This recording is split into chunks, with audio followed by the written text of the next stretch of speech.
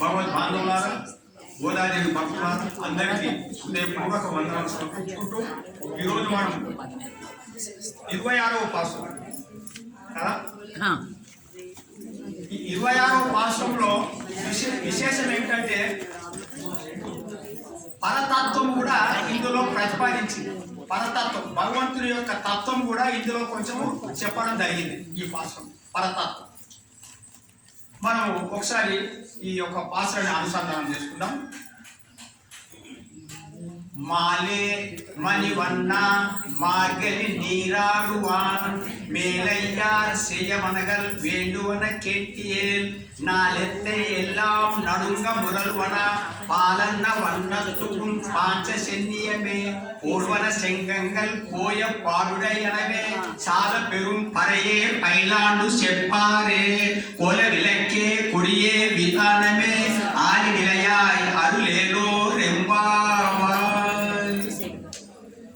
ఇది ఇందులో చూడు, ఒకటి ఈ గోపికలు గోదాదేవి ఆ భగవంతునే ఉపాయము, ఆ భగవంతునే ఉపేయమని నమ్మిన వాళ్ళు. ఉపాయం అంటే సాధన, సాధన భగవంతుడే, సాధ్యము భగవంతుడే. అంటే సాధన కూడా భగవంతుడే, పొందేది కూడా భగవంతుడే. ఇది నమ్మినోడు. అంటే ప్రపన్నులు గోదాదేవి గోపికలేంటిది ప్రపన్నత. అంటే ప్రపన్నత అంటే శరణాగతి. శరణాగతి చేసిన వాళ్ళు మార్గలి నీరాడు వాళ్ళు మార్గలి శీర్ష మాసంలో స్నానం ఎందుకు చేస్తారు? ప్రపన్నులు కదా, శరణాగతి చేసిన వాళ్ళు కదా, ఏ పని చేయకుండా ఉండాలి కదా అని అంటారేమో. అని ప్రపన్నులు అంటే పని చేయకుండా ఉండడం కాదు, పని చేయాలి. దానికి ఏమంటారంటే కైంకర్యం. మనం ఈ కైంకర్యం చేసినప్పుడు భగవంతుడే ఆయన సంతోషం కోసం, భగవంతుడే ఆయన సంతోషం కోసం ఈ పరికరం చేత నా చేత ఆయననే చేయించుకుంటుంది అన్న భావం మనలో ఉన్నది. అర్థమైంది అందుకు? అంటే ఏమైందంటే ఎలాంటి భావం అంటే కర్మ చేయాలి కానీ భావం మారాలి. ఏం భావం మారాలా? ఆ భగవంతుడే ఆయన సంతోషం కోసం. అంటే ఆయన సంతోషం కోసం మనం చేస్తున్నాం కానీ మన సంతోషం కోసం కాదు. మనం ఏ పని చేసినా మీరు ఆ గోపికలు ఏమంటారంటే ఆయన సంతోషం కోసం బాగా పట్టుకోవాలి. ఆయన సంతోషం కోసం చేయాలి కానీ ఆయనకు సంతోషం కాకుండా పనులు మనం చేయకూడదు. ఆయన సంతోషం కోసము ఈ పరికరం అంటారు. అంటే ఈ యొక్క ఉపాధితోటి, ఈ పరికరం తోటి ఆయననే చేయించుకుంటుంది అనే భావం మనలో ఉన్నప్పుడు ఆ కర్తృత్వ భావం ఉన్నదన్నమాట. ఏ కర్మ చేసినా అది స్వామికే చెందుతుంది, ఫలం ఆయనకే చెందుతుంది. అందుకోసము ఈ ప్రపన్నులు కర్మ చేయకుండా ఉండకూడదు, కర్మ చేయాలి కానీ ఆయననే చేయించుకుంటున్నా అనుకోవాలి. ఇప్పుడు మనం ఇక్కడికి వచ్చినాం, ఈ యొక్క సాన్నిధ్యం వచ్చినాం మనం అంటే ఆయన సంతోషం కోసం మనం ఇక్కడికి వచ్చినాం అనుకోవాలి. మనము మన సంతోషం వచ్చినామని కాదు. ఇది ఈ భావం మనలో ఉంటే మనం బంధంలో రాము. అంటే ఈ జనన మరణ చక్రంలోకి రామన్నమాట. ఎందుకంటే మనము ఏం ఆశిస్తలేము, ఆయన సంతోషం కోసం వచ్చినాం. ఇది ప్రపన్నులు పని చేయాలి కానీ ఈ రకమైన భావం ఉండాలని చెప్తున్నాడు. ఇది ఇప్పుడు మాలే అంటున్నాం. మాలే అనేది కొత్త పేరు పెట్టింది పరమాత్మకి. మాలే మనం ఎన్నో పేర్లు చదువుకున్నాం కదా. ఇప్పుడు 1000 నామాలు ఉన్నాయి పరమాత్మ. కొత్తగా గోదాదేవి మాలే అనేది. మాలే అంటే ఏంటంటే ఆశ్రితుల యందు వ్యామోహం కలవాలి. అంటే మనం ఆశ్రితం ఆయన దగ్గరకు వచ్చిన అనుకో మన మీద వ్యామోహం ఉంటుంది. ఈ గోదాదేవి ఈ గోపికలందరూ అనుకున్నారంట మనం ఇంత ఉదయమే లేచిపోతున్నాము, మనం ఇంత వ్యామోహం అంటే ఇష్టంతో ఆ పరమాత్మ దగ్గరికి ఇంత ఇష్టంతో ఈ గోపికలందరూ గోదాదేవితో ఆయన దగ్గరికి వెళ్తే ఆయన మనల్ని చూడరా అని ఎక్కడో కొంచెం అనుమానం ఉందట.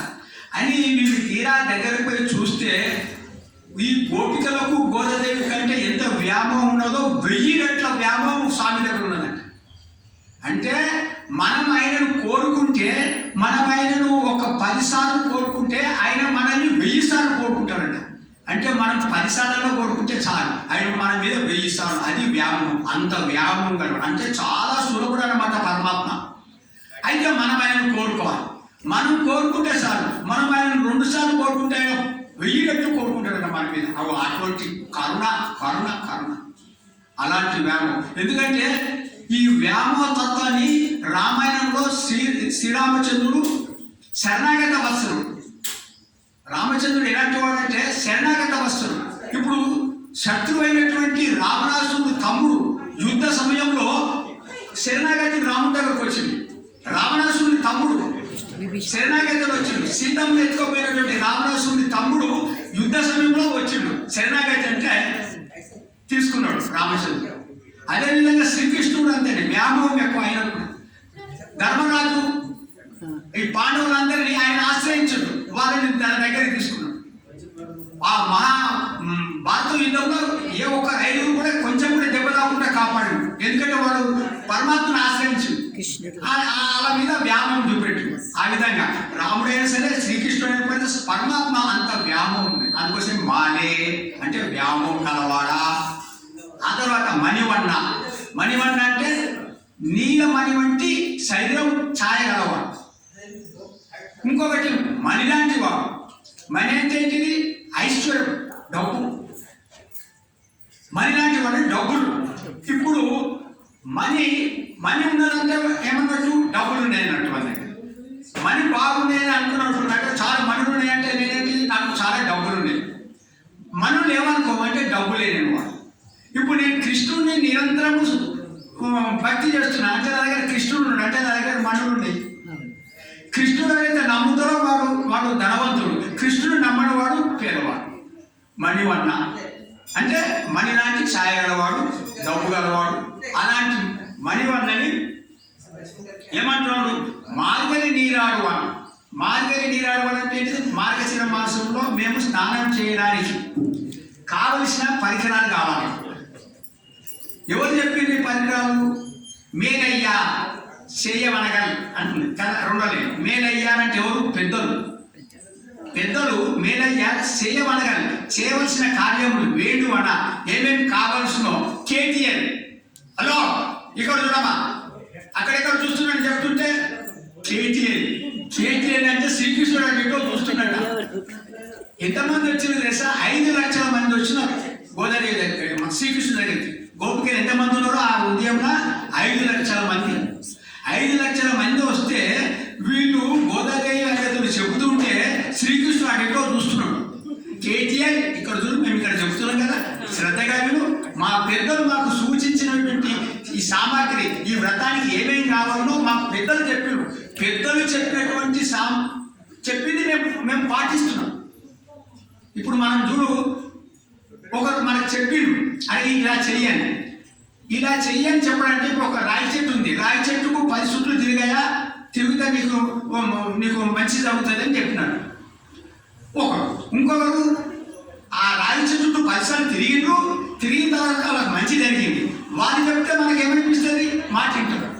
ఊరికే చెప్పిన మాట కంటే చేసి ఫలం అనుభవించిన వాళ్ళు చెప్తే మనం మాట వింటాం. అట్లా మేలయ్యా సేవ అనగా పెద్దలు మాకు చెప్తూ వచ్చినారు. అంటే శిష్టాచారం ఎప్పటి నుంచో మా పెద్దలు చేస్తూ వస్తున్నారు కదా ఈ యొక్క వ్రతాన్ని. వాళ్ళు చేస్తూ ఎన్నో సంపదలు పొందినారు, సౌఖ్యం పొందినారు. కాబట్టి మేము కూడా ఈ వ్రతం చేస్తున్నాం స్వామి, దానికి కావాల్సిన పరికరాలు ఏమి చెప్తాం కేజీఎల్ విను అంటున్నాం. ఏం చెప్తున్నాడు? ఇప్పుడు చెబుతున్నాడు స్వామి. ఫస్ట్ ఆయనకి ఏం చెప్తున్నాడంటే శంఖం గురించి చెప్తున్నాడు. ఆ శంఖం ఎలా అంటున్నాడంటే నాలెత్తే ఎలా నరుంగ ముడల్వడ. నాలెత్తే ఎలా అంటే మొత్తం వ్యాపించున్నది అనమాట పెద్దగా. నాలెత్తే ఎలా భూమి, నాలెత్తే ఎలా అంటే భూమి దద్దరినట్టు, భూమి వణకాలంట. నాలెత్తే ఎలా నడుంగా ముడల్వడ. ముడలంటే అంత శబ్దం వస్తుంది, శంఖం శబ్దం వస్తే ఈ భూమి వణకాలి. అలాంటి ఏంటిది అది? పాలన్న వన్నత్తు పాంచజన్యం, తెల్లగా ఉన్నటువంటి నీ యొక్క పాంచజన్యం.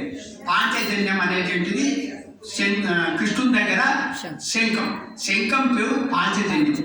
ఎవరి దగ్గర ఉన్నది? అది కృష్ణుని దగ్గర ఉన్నది. దాని పేరు పాంచజన్యం, దాన్ని శంఖం అంటారు అనమాట.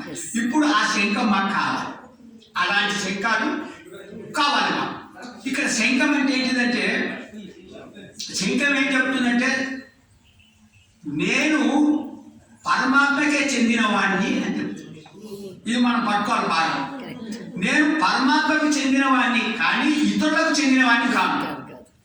ఇతరుల కంటే ఇప్పుడు నేనేమనుకుంటున్నా, నేను మా తల్లిదండ్రులకు కొడుకుని అనుకుంటున్నా, మా అన్నకు తమ్ముడిని అనుకుంటున్నా, మా బామ్మడికి బావని అనుకుంటున్నా, నా భార్యకు భర్త అనుకుంటున్నా. నేను వేరేలోకి చెందినవాడు అనుకుంటున్నా కానీ నేను పరమాత్మకు చెందిన వాడిని అనుకోవాలి. ఇది శంఖం. శంఖం అంటే ప్రణవం, ప్రణవం అంటే ఓంకారం. ఓంకారం అనే శబ్దాన్ని మనం ఉచ్చరించడం వలన మనకి ఏమర్థం వస్తుందంటే నేను భగవంతునికి చెందినవాడిని, నేను ఇతరులకు చెందినవాడిని కాను అన్నటువంటి ఈ భావం కూడా వస్తుంది. అందుకోసం శంఖం కావాలి. ఆ శంఖం ఎవరి దగ్గర ఉన్నది? శ్రీకృష్ణుడి దగ్గర ఉన్నది. ఇప్పుడు ఏమంటున్నారంటే ఆ శంఖం నీ దగ్గర ఉన్నది అంటే శంఖం ఆ పాంచజన్యమైన శంఖం కొడితే ఈ గోపికలు ఏమనుకుంటే శంఖంతోనే అంటే స్వామి కూడా మా దగ్గరకు వస్తారు కదా అని ఆశ. శ్రీకృష్ణుడు వస్తాడు అంటే వీళ్ళు స్నానమాడుట అంటే భగవంతుని ప్రాప్తి పొందుటనే స్నానమాడుట అంటున్నారు. ఇంకొక అర్థం భగవంతుని పొందడం. ఇంకో అర్థం చెప్పాలంటే భగవంతుని గుణములో మునగడమే స్నానమాడుట. ఇప్పుడు మనం 1000 నామాలు చెబుతున్నాం. 1000 నామాల పేర్లు ఆయన గుణాలు ఉన్నాయి. ఇవన్నింటిలో నిరంతరము మనం ఆ మనసులో మన చిత్తంలో ఆయననే నిమగ్నై ఉండి ఆ నామాలనే ఆ నామాలు అనుకుంటూ ఆయన గుణాలు అనుకుంటూ అందరినే ముందు ఉండడం అనమాట. ఇది స్నానం. అది డీప్గా మనకు చెప్తుంది అనమాట. అంటే ఇప్పుడు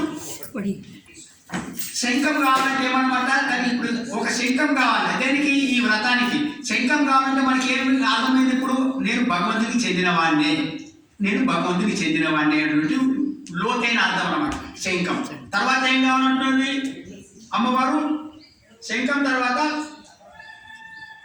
పోయ పాడు అనేవి చాలా విశాలమైంది, పెద్దదైనటువంటి పర. పర అంటే వాయిద్యం కావాలి. వాయిద్యం అంటే ఏంటిదంటే పెద్ద శబ్దం వస్తుంది. ఇది గొల్లవాళ్ళు నడుమున కట్టుకుంటాడు. ఇక్కడ మధ్యన పట్టుకొని దీన్ని వాయిస్తారు అన్నమాట. అందుకోసమే ఓంకారంలో నమః, నమః అనేది ఓం నమ శివాయ, ఓం నమ నారాయణాయ. మంత్రంలో నమ మధ్యన ఉంటుంది. అంటే నమ యొక్క అర్థం తెలియజెప్తుంది అనమాట ఈ యొక్క పర అనే వాయిద్యం. అంటే నమః అంటే నేను, నాది, నేను కాదు, అంత నీదే. నేను ఏ పని చేసినా స్వామి అది నీకే అర్పణ. సర్వ పనులు నువ్వు ఏ పనైనా చేయి, ఇది శ్రీకృష్ణ అర్పణం అనాలి. నువ్వు నీళ్ళు తాగుతున్నావు అనుకో శ్రీకృష్ణ అర్పణం, నువ్వు ఈ యొక్క ఇల్లు ఊస్తున్నావు అనుకో శ్రీకృష్ణ అర్పణం. నువ్వు ఏ పనైనా చేయి, సర్వ వ్యాపారములు శ్రీకృష్ణ అర్పణం. అంటే నువ్వు ఏమైపోయావు? ఇప్పుడు ఏ కర్మ చేసినా భగవంతుని ఆలోచిస్తూ వస్తున్నావు. నిరంతరం నువ్వు ఇంట్లో ఏ పనైనా చేయి, ఇది శ్రీకృష్ణ అర్పణం. నువ్వు నిద్రపోతున్నప్పుడు శ్రీకృష్ణుడు తలుచుకుంటూ శ్రీకృష్ణ అర్పణం సమాధి అయిపోతుంది అంటారు పెద్దలు. అంటే ఈ విధంగా మనము నిరంతరం 24 గంటలు ఏ పని చేయకుండా ఏ పని చేసినా శ్రీకృష్ణ అర్పణం. అంటే ఈ పరనే వాయిద్యం వలన మనకు నమః అనే శబ్దం వస్తుంది. ఆ నమః ఓంకారం వలనేమో ఆయనకే చెందిన వాడిని, నమః అనే శబ్దం వల్ల స్వామి నేను ఏ పని చేసినా అది నీకే చెందింది, అది నీకే అర్పితం అనే ఒక భావం మనలో పెరుగుతున్నారు ఈ రకంగా. అంటే ఆ వస్తువులను అడుగుతూ శంఖం కావాలా పర కావాలని అడుగుతూ మనం భగవంతునికి దగ్గర అవుతున్నాం అనమాట. లోతైన అర్థం కదా. ఇది మనం పట్టుకోవాలి. మనం పైన ఏమంటుంది? శంఖం కావాలా పర కావాలా ఇది అనుకుంటున్నాం. అదే శంఖం ఎందుకు అడుగుతుంది, పర ఎందుకు అడుగుతుంది? మనం లోపల ఏం చెప్తుందంటే శంఖం అడగడం వల్ల నేను పరమాత్మకే చెందినవాడిని. ఇప్పుడు నిరంతరం నేను పరమాత్మకి చెందినవాడిని, పరమాత్మ నా హృదయం ఉన్నాడు, పరమాత్మ నా హృదయం ఉన్నాడు, నేను పరమాత్మకే చెందినవాడిని అనుకుంటూ ఉంటే నువ్వు నిరంతరము అప్పుడు నువ్వు పరమాత్మనే ఉన్నావు. వేరే ఏమక్కర్లేదు. కలియుగంలో నామమే మనకు మోక్షం తీసుకుపోతుంది. కాబట్టి నిరంతరము నామం, ఆ నామం ఏంటి? ఇక్కడ పరమాత్మ ఉన్నాడు అనే విశ్వాసం మనలో ఉండాలి. ఈ విశ్వాసం చాలా ముఖ్యం కదా. మనకు వేదాలు, ఉపనిషత్తులు, రామాయణం ఏంటి తీసుకొని మనకి ఏమన్నాడు? పరమాత్మ సర్వాంతర్యాన్ని ఒప్పుకుంటాడు. మనం ఇక్కడ ఎందుకు వచ్చినాం? పరమాత్మ అక్కడ ఉండడం వచ్చినామా లేదా? లేకుంటే ఎందుకు వస్తాం? ఇప్పుడు పరమాత్మ ఇక్కడ ఉన్నా లేదా? వైకుంఠ ఏకాదశి నాడు ఉత్తర ద్వారం ద్వారా వచ్చి మనం దర్శనం చేసుకున్నాం. ఎందుకు? ఈరోజు స్వామి యోగ నిద్రలో నుండి ఈ రోజు కన్నులు తెరిచాడు.